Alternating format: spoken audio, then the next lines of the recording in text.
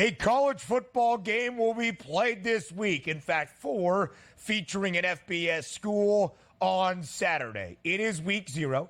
It is not as great of a week 0 slate around CFB as we have seen even to start the last few seasons in the sport, but it is still college football. This is the week of August 19th, 2024. A college football game will be played each and every week for the next 23 consecutive weeks until the week that begins on January 27th, 2025. The new and expanded college football playoff, a national title game 22 weeks from tonight on Monday, January 20th. It is the largest college football season we have ever seen. It is the longest. It has so many sweeping changes across the climate and the landscape, and it starts on Saturday in Ireland. How is your preseason magazine reading going, my friend?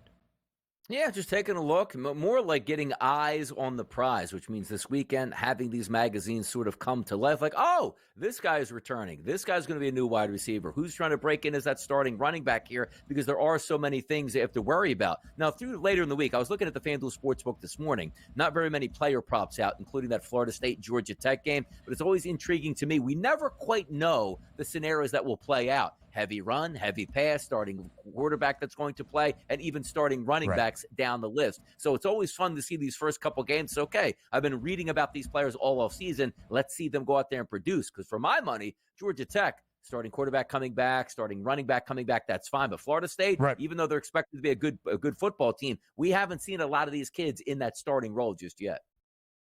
Yeah, it's going to be a different FSU team. There was so much regression and change and turnover, as was represented in the Orange Bowl, where a lot of the guys that left for the National Football League did not play. Now that's the story for FSU. But a familiar name in ACC country and around college football is going to be the starting quarterback. That's DJ Uiagalelei for FSU. Now transferring back to the ACC after a few seasons at Oregon State, or at least 1 year at Oregon State after he started his college career at Clemson. Roydell Williams, talented back for Alabama a season ago, is in the backfield. No rushing props out just yet. We'll talk about that in our breakdown. But let's give you the early line here on the early lines for the ACC opener in Ireland between 10th-ranked Florida State and Georgia Tech. Line was 12.5 just last week, working back to the Yellow Jackets ever so slightly, but still in double digits. 11.5 points in favor of the Noles. The over-under, as you see there for the Irish opener, 55 and a hook. As Donnie mentioned, Haynes King, starting quarterback in Atlanta, is back for Georgia Tech. A team under Brent Key, who took over as the interim in 2022 and went 4-4, who reached a bowl game a season ago, has been pretty darn good. And Donnie, great as an underdog a season ago. 7-2 against the spread as an underdog were the Jackets. They'll look to ride that momentum to the start of 2024 in Dublin.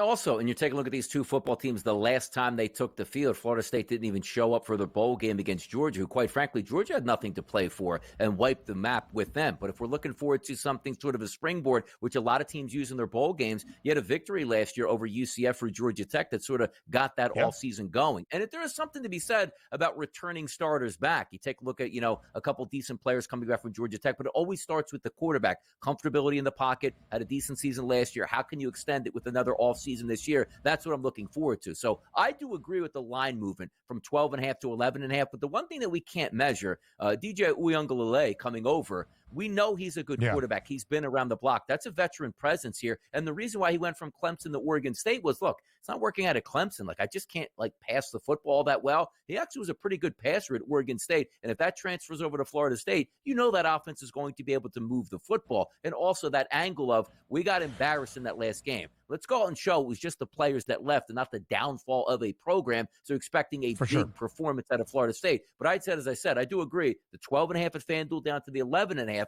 I do think that makes a lot of sense here. Look, I don't really know too much about these teams until I watch them actually play. But if I'm going to lean towards the points, it's probably going to be me with Georgia Tech in this one.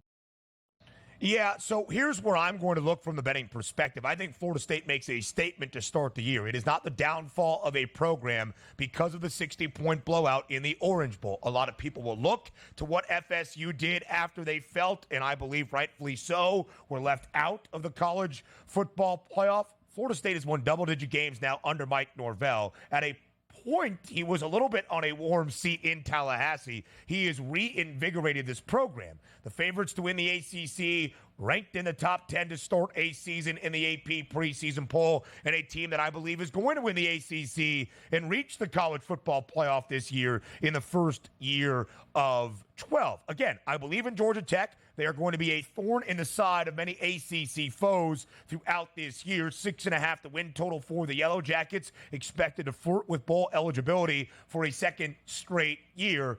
But Georgia Tech, I don't believe, is of the caliber of Florida State. And I know that year over year, offseason to offseason, getting ready for a new season, you have to make those adjustments. And I believe they will on the defensive side of the football. But Georgia Tech was one of the 5 worst rushing defenses in all of the sport at the FBS level next year. Again, when the props come out, Roydell Williams, the transfer running back from Alabama, will be an area I look to go over a rushing yards prop to start off this season.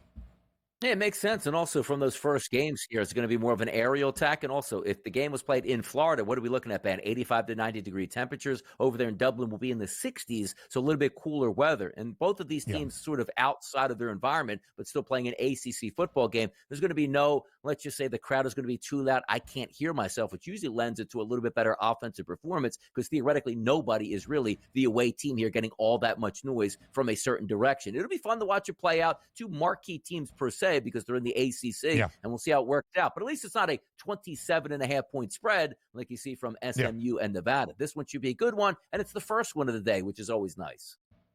3 ACC teams in action.